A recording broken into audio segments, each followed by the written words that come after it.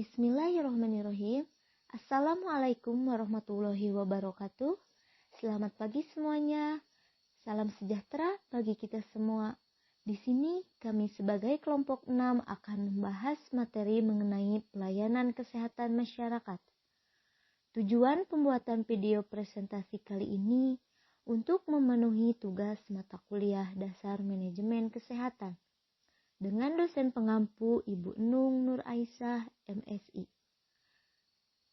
Sebelumnya, izinkan saya memperkenalkan anggota kelompok kami, yaitu terdiri dari Diana Sapitri, saya sendiri sebagai pemateri pertama, kemudian Sylvia M, pemateri kedua, selanjutnya Aiko Daria sebagai pemateri ketiga, dan yang terakhir ada Murad Jabidi sebagai pemateri keempat. Baik, kita langsung saja ke materinya, yaitu pelayanan kesehatan masyarakat. Pelayanan kesehatan yang termaksud dalam kelompok pelayanan kesehatan masyarakat atau Public Health Service ditandai dengan cara pengorganisasian yang umumnya secara bersama-sama dalam satu organisasi. Tujuan utamanya untuk memelihara dan meningkatkan kesehatan serta mencegah penyakit, serta sasarannya terutama untuk kelompok dan masyarakat. Pertama, sistem rujukan.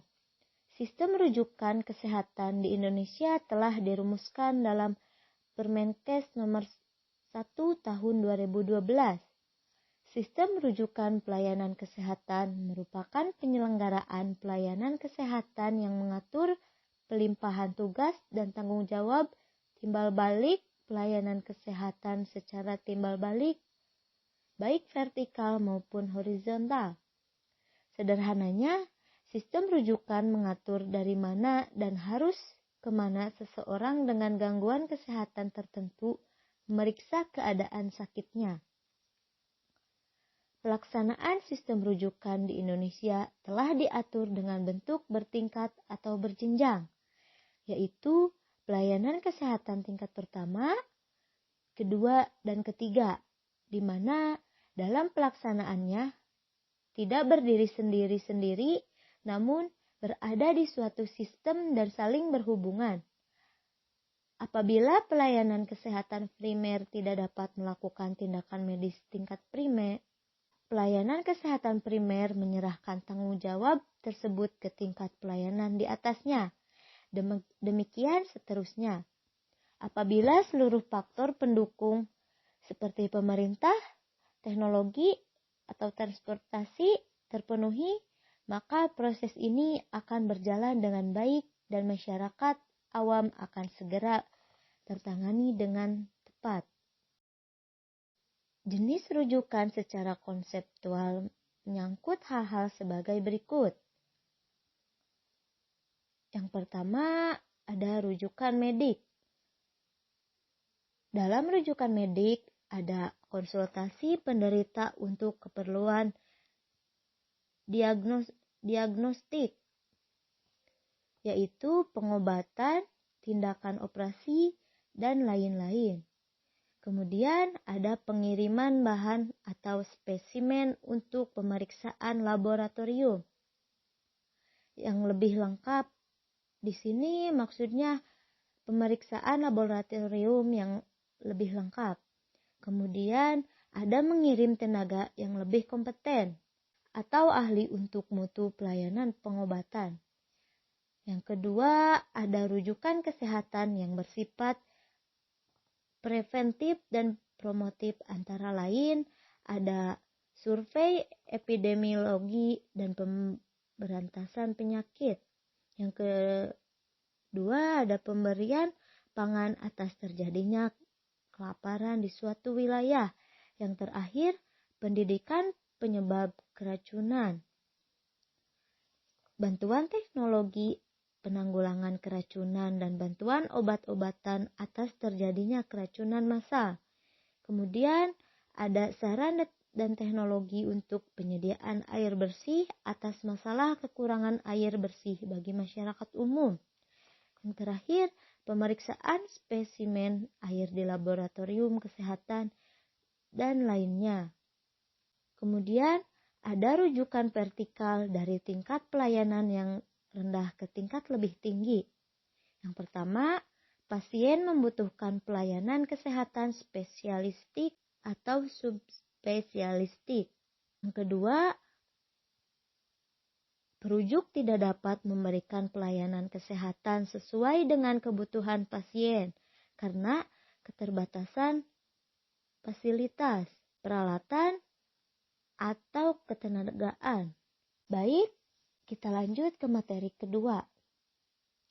Di sini saya akan melanjutkan materi tentang sistem rujukan. Rujukan vertikal dari tingkat pelayanan yang lebih tinggi ke tingkat yang lebih rendah dilakukan apabila ke-1 permasalahan pasien dapat ditangani oleh tingkatan pelayanan yang lebih rendah sesuai dengan kompetensi dan kewenangannya. Yang kedua, kompetensi dan kewenangan pelayanan tingkat pertama atau kedua lebih baik dalam menangani pasien tersebut. Yang ketiga, pasien memerlukan pelayanan lanjutan yang dapat ditangani oleh tingkatan pelayanan yang lebih rendah dan untuk alasan kemudahan, efisiensi, dan pelayanan jangka panjang. Yang keempat yaitu perujuk tidak dapat memberikan pelayanan kesehatan sesuai dengan kebutuhan pasien karena keterbatasan sarana, prasarana, peralatan, dan ketenagaan. Selanjutnya yaitu rujukan horizontal merupakan rujukan antar pelayanan kesehatan dalam satu tingkatan. Rujukan horizontal dilakukan apabila perujuk tidak dapat memberikan pelayanan kesehatan sesuai dengan kebutuhan pasien karena keterbatasan fasilitas, peralatan, dan ketenagaan yang sifatnya sementara atau menetap. Ketimpangan yang sering terjadi di masyarakat awam adalah pemahaman masyarakat tentang alur ini sangat rendah, sehingga sebagian mereka tidak mendapatkan pelayanan yang sebagaimana mestinya. Masyarakat kebanyakan cenderung mengakses pelayanan kesehatan terdekat atau mungkin paling murah tanpa memperdulikan kompetensi institusi ataupun operator yang memberikan pelayanan.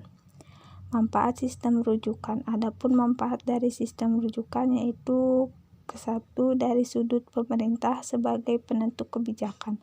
Manfaat sistem rujukan adalah membantu penghematan dana karena tidak perlu menyediakan berbagai macam peralatan kedokteran pada setiap sarana kesehatan.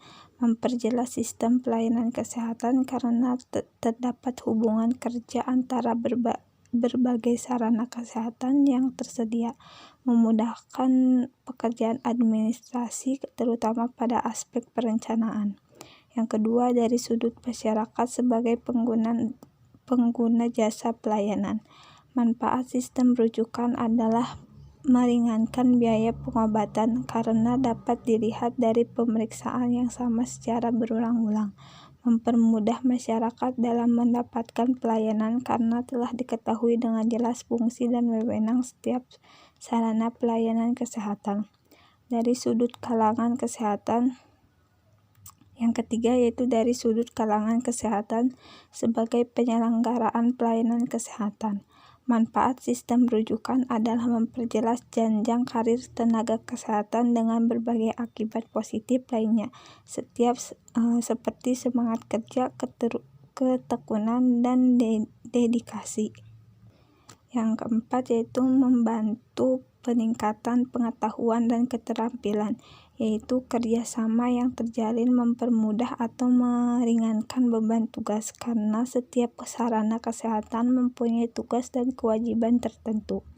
Dalam membina sistem rujukan ini perlu ditentukan beberapa hal. Yang ke-1 regionalisasi. Regionalisasi adalah pembagian wilayah pelaksanaan sistem rujukan. Pembagian wilayah ini didasarkan atas pembagian wilayah secara administratif, tetapi perlu didasarkan atas lokasi atau mudahnya sistem rujukan itu dicapai. Hal ini untuk menjaga agar pusat sistem rujukan mendapat arus penderita secara merata. Yang kedua yaitu penyaringan screening. Tiap unit kesehatan diharapkan melakukan penyaringan terhadap penderita yang akan disalurkan dalam sistem rujukan.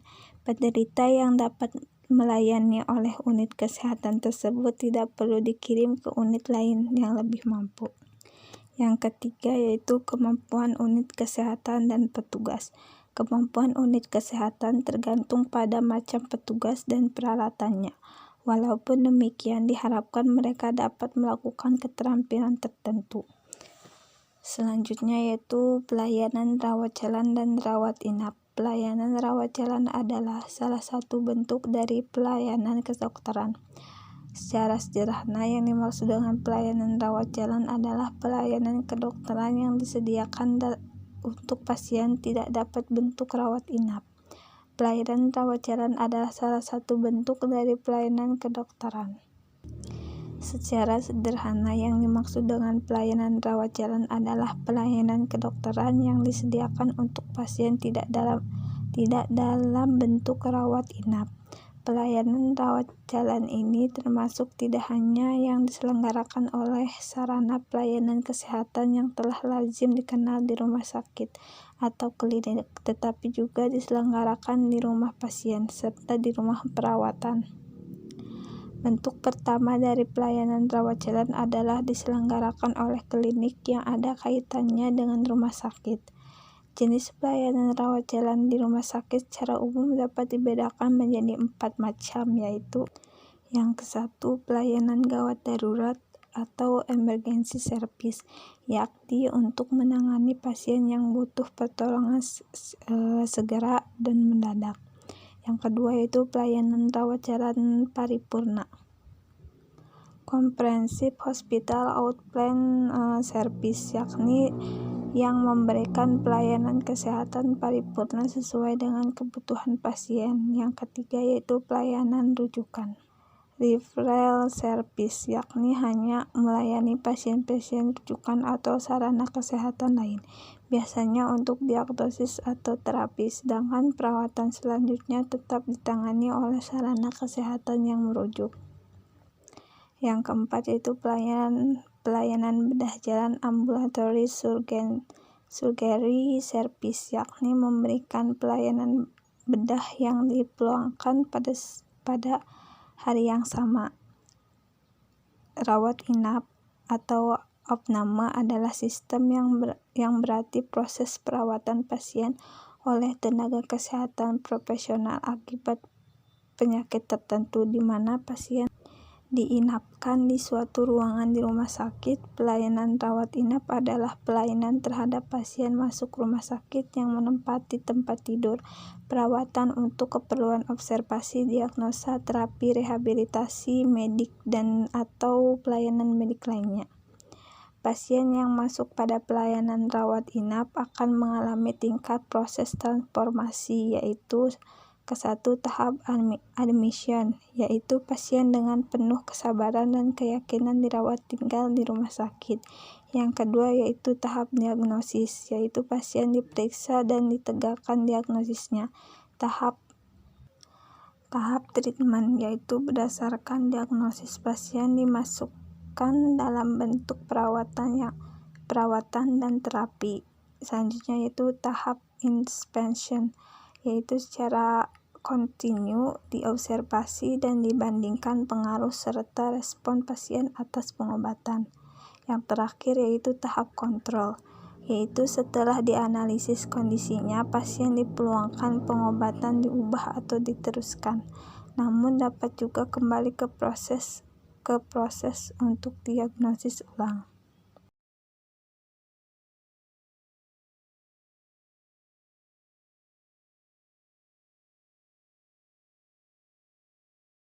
Rumah sakit adalah institusi pelayanan kesehatan yang menyelenggarakan pelayanan kesehatan perorangan secara paripurna, yang menyediakan pelayanan rawat inap, rawat jalan, dan rawat darurat. Rumah sakit juga mempunyai tugas memberikan pelayanan kesehatan perorangan secara paripurna. Untuk menjalankan tugasnya, rumah sakit mempunyai fungsi yang diantaranya fungsi rumah sakit yang diantaranya yaitu 1.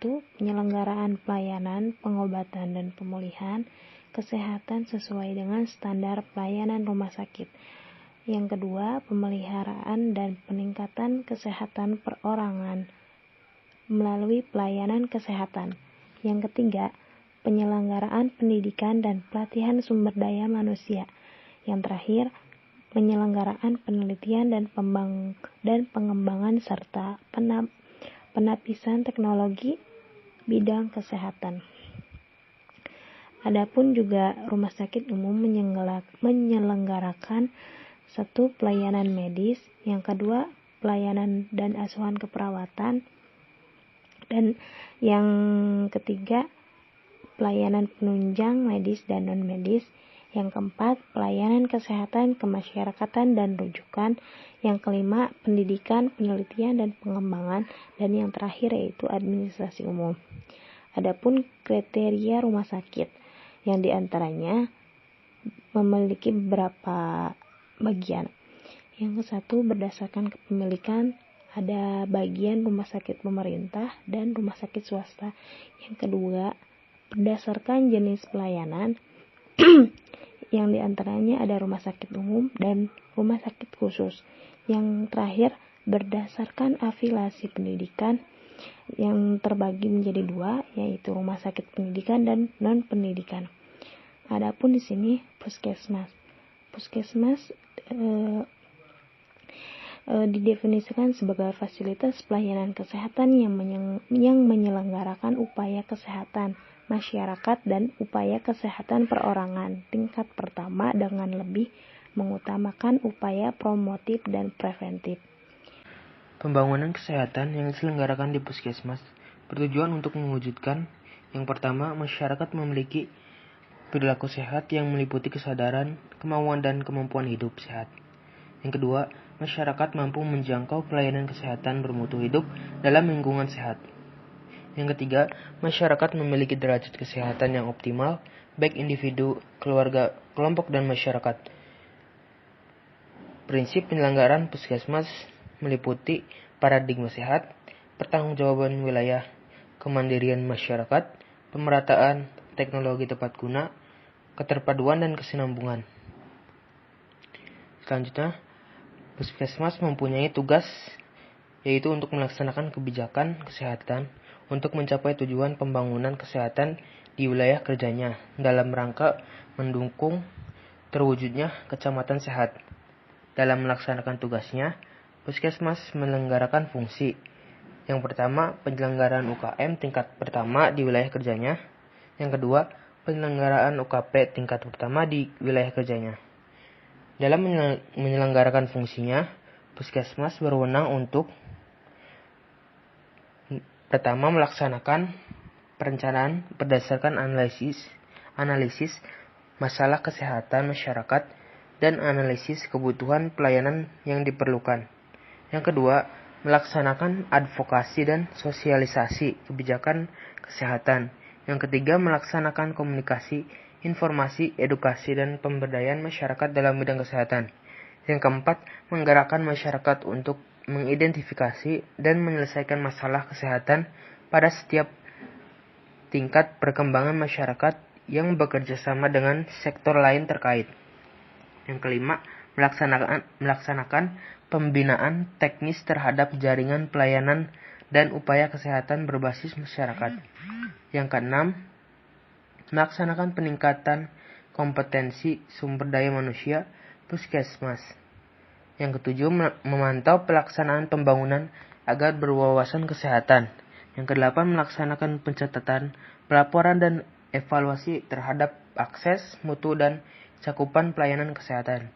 Yang kesembilan, memberikan rekomendasi terkait masalah kesehatan masyarakat, termasuk dukungan terhadap sistem kewaspadaan dini dan respon penanggulangan penyakit.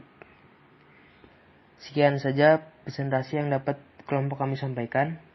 Kurang lebihnya mohon maaf. Wabillahi taufiq wal hidayah. Wassalamualaikum warahmatullahi wabarakatuh.